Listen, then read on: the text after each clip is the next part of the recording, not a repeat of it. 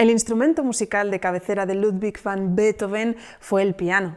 El creador alemán mostró un interés constante por él durante toda su vida, ya que le sirvió como laboratorio de experimentación compositiva. Y es que con sus obras para tecla, Beethoven dio un paso de gigante en la escritura para el instrumento, especialmente con su colección de 32 sonatas para piano, auténtica cima de la cultura occidental que se adentra en el lenguaje expresivo de la Revolución Romántica. Por otra parte, Beethoven fue uno de los compositores que más exigió a los constructores para mejorar la sonoridad y resistencia de los fortepianos decimonónicos. Pero además existe una relación muy cercana entre sus partituras pianísticas y su vida, tanto desde el punto de vista profesional y social como emocional. Materializó en ellas un valioso testimonio de su propia existencia. La intimidad del piano le permitió reflejar sin ambages, como si de un espejo se tratase, su intenso mundo interior.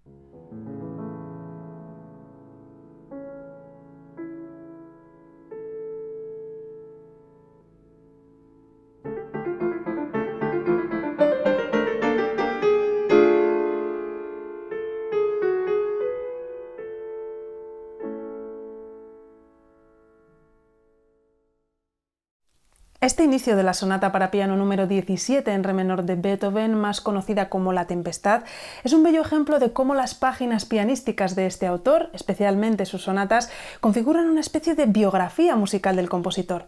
Fue elaborada en 1802, el mismo año en el que Beethoven escribió el conocido como Testamento de Heiligenstadt. En este documento, el músico se lamenta amargamente de su creciente sordera. Pues bien, esta sonata refleja el espíritu atormentado del compositor en aquel doloroso periodo. De hecho, en esta pieza dramática y audaz, la arquitectura interna del discurso está al servicio de la expresión, tal y como se comprueba en el convulso movimiento inicial, largo allegro. Como acabamos de escuchar, los dos sujetos musicales antagonistas, contrastantes, se definen en los primeros compases, un pacífico y lento acorde arpegiado,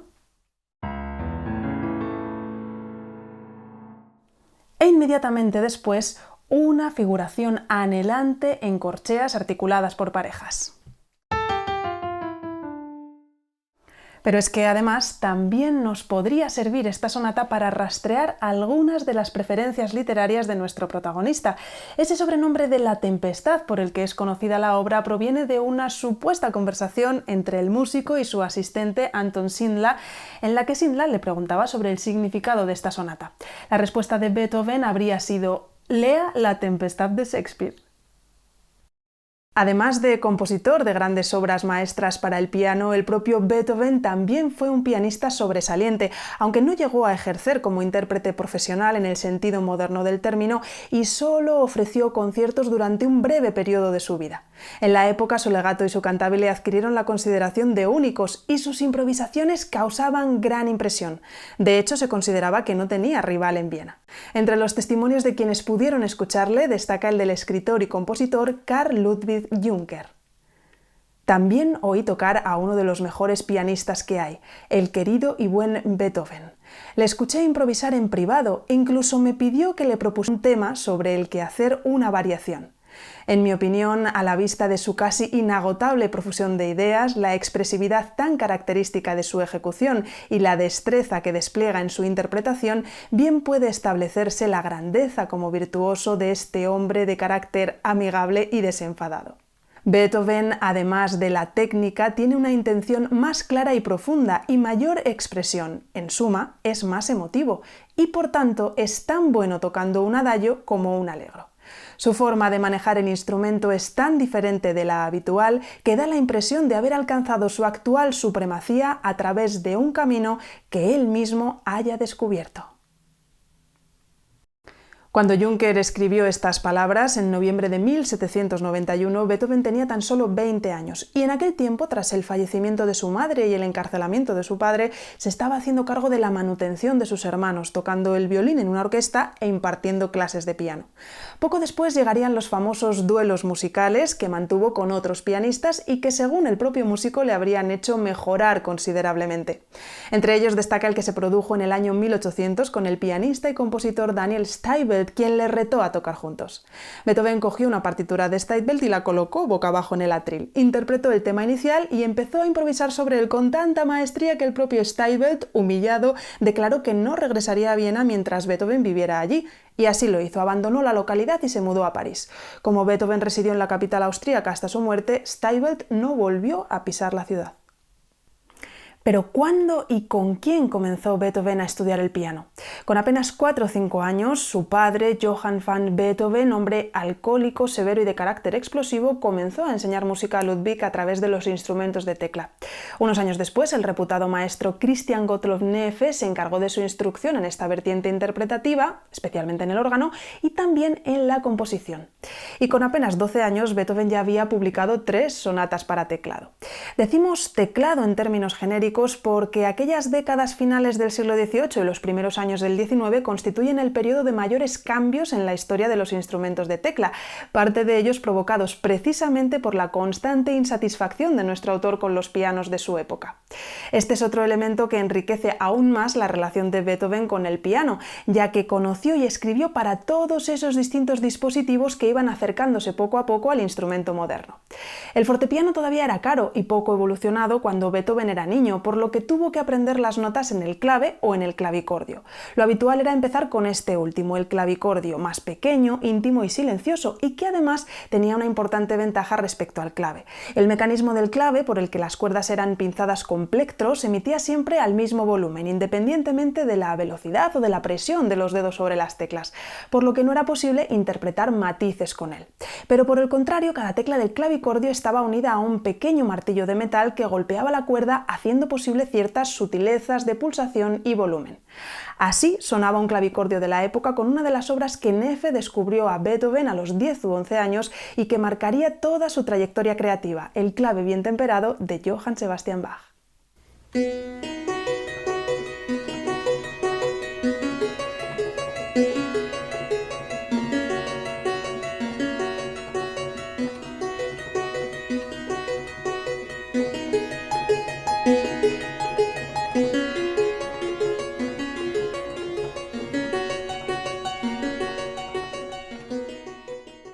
En la década de 1780, el fortepiano, aún en fase de desarrollo, se impuso sobre el clave.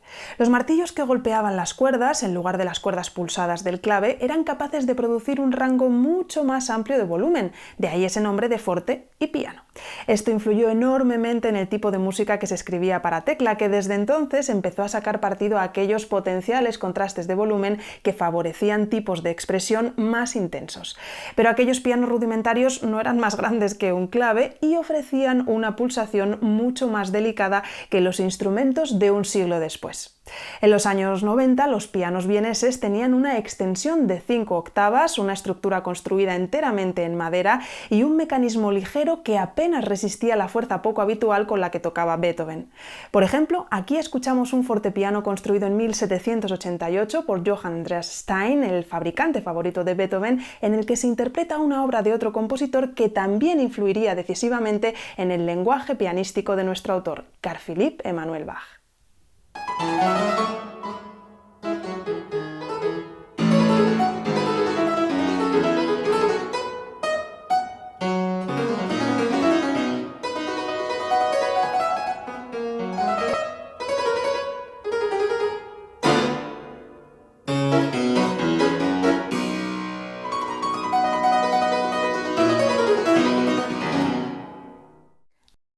En los primeros años del siglo XIX, las modificaciones aportadas por distintos constructores permitieron renovar el arte de escribir para piano. Tanto Johann Andreas Stein como Johann Andreas Streicher realizaron mejoras muy significativas en el piano de la época de Beethoven en Austria. Pero fuera del territorio germánico hay que mencionar los avances producidos por los constructores Sebastian Egard en Francia y John Broadwood en Inglaterra, que llevaban la delantera en Europa. Sebastian Egard envió a Beethoven un piano de última generación desde París en agosto de 1803. El instrumento incluía más notas en el registro superior, hasta las 5 octavas y media, poseía una resonancia más amplia y estaba dotado de un mecanismo más pesado con un profundo calado del teclado. De esta manera producía un sonido más robusto y más rico en armónicos que el de los delicados pianos vieneses. Este Egard fue su principal instrumento durante años y sus características mecánicas y tímbricas condicionaron la creación de algunas de sus sonatas, como la número 21, la sonata Waldstein, que es la página que os propongo escuchar al finalizar este capítulo. Aquí recordamos su característico comienzo interpretado en el mismísimo piano Egag con el que trabajó Beethoven.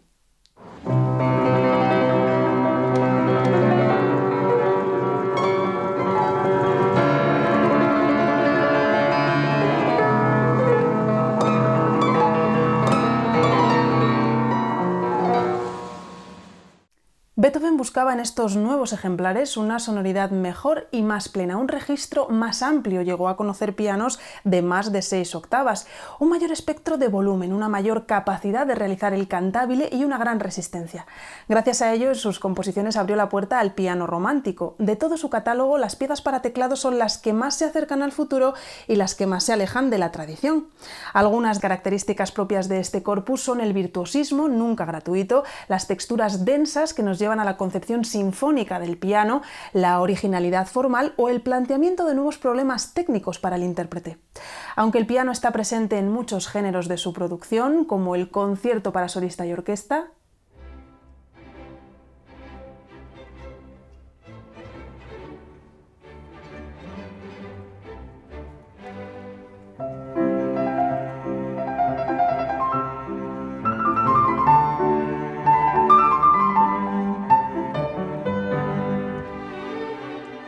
la música de cámara,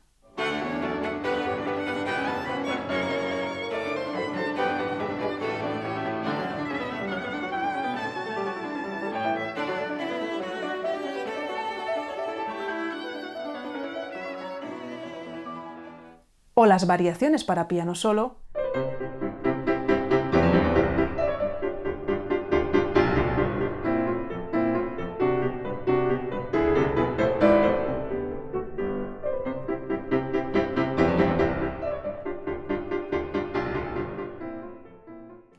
La gran aportación de Beethoven a la historia del piano fue su imprescindible serie de 32 sonatas que escribió a lo largo de 3 décadas, entre los 22 y los 51 años. En el transcurso de este ciclo se producen 2 transiciones. Por un lado, la del lenguaje clásico al lenguaje romántico y por otro, la del músico amateur ilustrado propio de la sociedad del siglo XVIII hacia la figura del ejecutante virtuoso desarrollada a lo largo del XIX. Es decir, las sonatas van creciendo en sofisticación, intensidad expresiva y dificultad técnica. Entre las 12 piezas pertenecientes a la etapa creativa intermedia del autor encontramos algunos de los títulos más célebres, como la Pasionata, los Adioses o la Waldstein.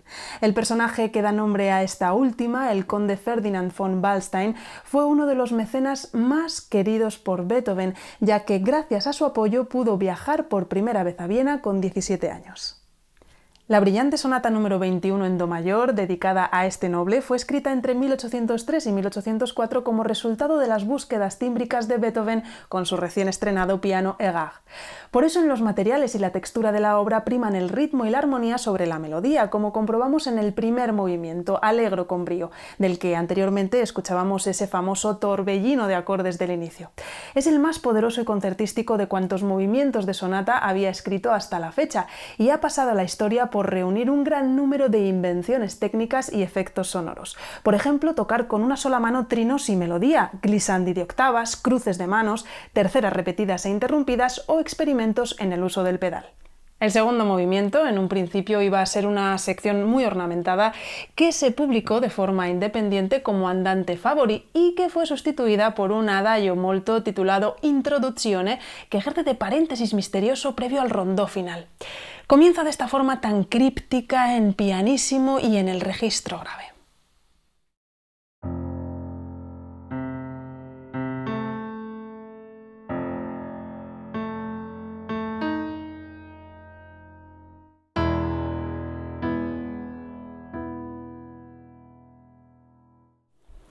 El inicio del tercer movimiento, Allegretto moderato, nos sorprende con un luminoso lead que presenta la peculiaridad de que las manos deben cruzarse. La derecha realiza el acompañamiento arpegiado y es la mano izquierda la que desarrolla la melodía en el agudo. Esa melodía suena así.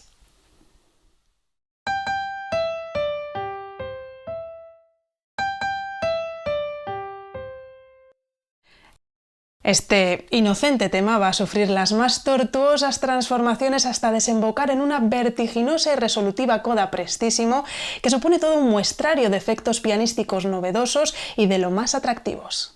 Uno de los primeros pianistas que interpretó la integral de las sonatas para piano de Beethoven en un ciclo de conciertos fue el virtuoso Hans von Bülow, quien las denominaba como el Nuevo Testamento de la literatura pianística, por contraposición al Antiguo Testamento, que no era otro que el clave bien temperado de Johann Sebastian Bach.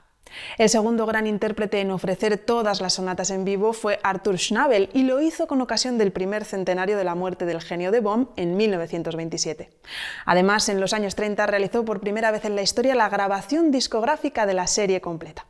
Por su parte, Alfred Brendel es uno de los pianistas de las últimas décadas que más ha estudiado, interpretado en concierto y grabado en disco estas sonatas de Beethoven. Para él, la singularidad de este ciclo reside en tres aspectos. Representa toda la evolución del genio beethoveniano, no contiene ninguna pieza menor y cada obra, cada movimiento incluso, es un organismo nuevo diferente a los demás. Así que con esta reflexión os invito a disfrutar ahora de la genial versión de la sonata número 21, sonata Waldstein, a cargo de Alfred Brendel.